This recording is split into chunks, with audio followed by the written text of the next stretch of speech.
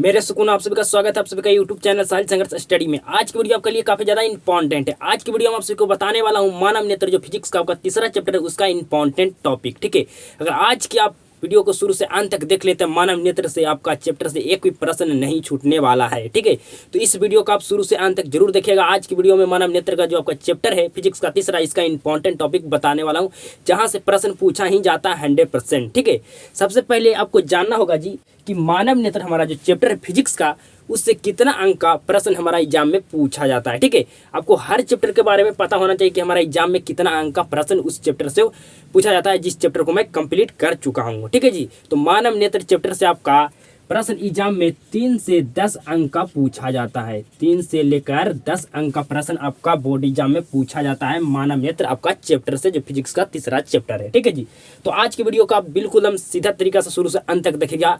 अगर आपको 3 से 10 नंबर आपको लाना है बोर्ड एग्जाम में आपका मानव नेत्र चैप्टर से, आप मानव नेत्र चैप्टर से एक भी प्रश्न नहीं छोड़ना चाहते हैं, फिजिक्स का आपका तीसरा चैप्टर है, तो इस वीडियो को आप जरूर शुरू से अंत तक देखिएगा। ठीक है जी, सबसे पहला टॉपिक है जिसका नाम है मानव नेत्र। ठीक है जी, मानव नेत्र आपका चैप्टर के नाम है। ठीक है, तो आपको चैप्टर के बारे में पता होना चाहिए। ठीक है, कि मानव नेत्र क्या होता है। ठीक है, अगर आपको चैप्टर का नाम के बारे में पता नहीं है तो अगर आप पूरा चैप्टर को कंप्लीट कर लेते हैं, अगर आपसे पूछ लिया जाए, कोई पूछ दिया जाए आपसे, कोई अगर आपसे पूछा कि बताओ कि मानव नेत्र क्या है, अगर पता नहीं आप चैप्टर कंप्लीट कर लिए तो आप एक बुड़वा का स्टूडेंट बन जाइएगा। ठीक है, आपको बुड़वा बना दिया जाएगा। ठीक है, तो सबसे पहले आप चैप्टर के नाम जो होता है उसके बारे में आप जानिए 100% जी। ठीक है, दूसरा टॉपिक है जिसका नाम है जी मानव नेत्र का बनावट। ठीक है, जो हमारा नेत्र होता है उसका चित्र आपको बनाने आने के लिए आपको आना चाहिए। ठीक है जी, आपका जो चित्र होता है, सॉरी आपका जो नेत्र होता है, नेत्र का आपको बनावट बनाना आना चाहिए। ठीक है, नेत्र का हमारा फिगर आपको बनाना आना चाहिए। ठीक है जी, यहाँ से आपसे प्रश्न पूछा जाता है, ऑब्जेक्टिव सब्जेक्टिव दोनों टाइप प्रश्न आपका यहाँ से पूछा जाता है।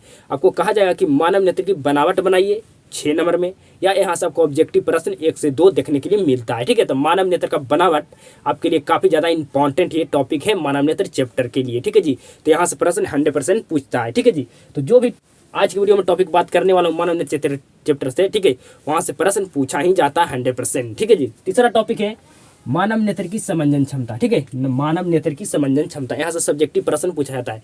जो मानव नेत्र की समंजन क्षमता है यहाँ से आपका सब्जेक्टिव प्रश्न पूछा जाता है ये टॉपिक से। ठीक है जी, काफ़ी ज़्यादा इंपॉर्टेंट टॉपिक है। अगला है निकट बिंदु और दूर बिंदु। ठीक है, निकट बिंदु दूर बिंदु, यहाँ से ऑब्जेक्टिव प्रश्न तो 100% पूछेगा। ठीक है जी, निकट बिंदु क्या होता है, दूर बिंदु क्या होता है, आप क्लास कीजिएगा, बिल्कुल 100% जान पाइएगा कि निकट बिंदु क्या होता है, दूर बिंदु क्या होता है। ठीक है जी, आपके लिए काफ़ी ज़्यादा ये इंपॉर्टेंट टॉपिक है निकट बिंदु और दूर बिंदु।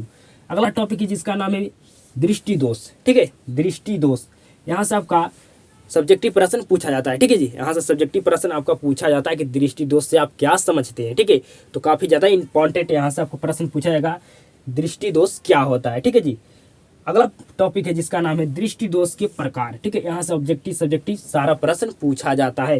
दृष्टि दोष के प्रकार, दृष्टि दोष के मुख्यतः 3 प्रकार होते हैं।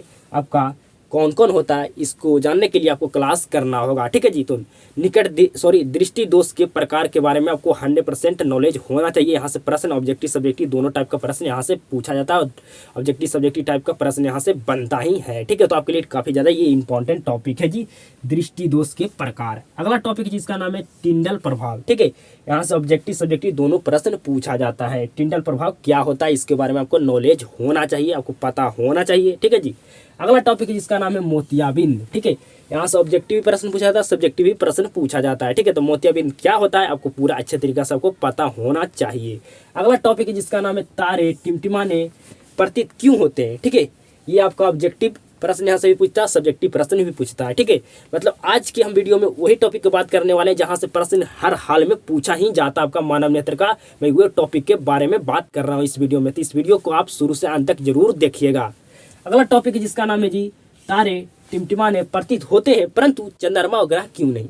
क्या रीजन है कि हमें तारे टिमटिमाने प्रतीत होते हैं लेकिन चंद्रमा और ग्रह क्यों नहीं, इसको क्लास में आपको बिल्कुल बेहतर ढंग से मैं समझाया, आप जाकर समझ सकते हैं, आप जान सकते हैं कि तारे टिमटिमाने प्रतीत होते हैं लेकिन चंद्रमा और ग्रह क्यों नहीं। ठीक है जी, आपका तारे और ग्रह में अंतर भी पूछा जाता है, आपका एग्जाम में प्रश्न पूछा जाता है। ठीक है जी, अगला टॉपिक जिसका नाम है सूर्य उगते समय और डूबते समय हमें लाल क्यों दिखाई पड़ता है। ठीक है, सूर्य उगते समय और डूबते समय रक्तताप या लाल दिखाई क्यों पड़ता है, ये टॉपिक यहाँ से ऑब्जेक्टिव सब्जेक्ट 50 दोनों प्रश्न पूछा जाता है आपके लिए। काफ़ी ज़्यादा ये इंपॉर्टेंट टॉपिक है, ठीक है जी।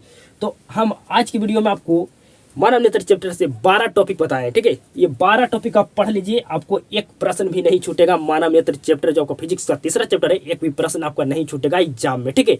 आपका मानव नेत्र चैप्टर से 3 से लेकर 10 अंक का प्रश्न पूछा जाता है, ठीक है। तो अगर आप इस वीडियो से कुछ भी सीख पाए तो इस वीडियो को एक शेयर जरूर करना। आप सबके साथ मुलाकात होता है नेक्स्ट वीडियो में, तब तक के लिए जय हिंद, वंदे मातरम।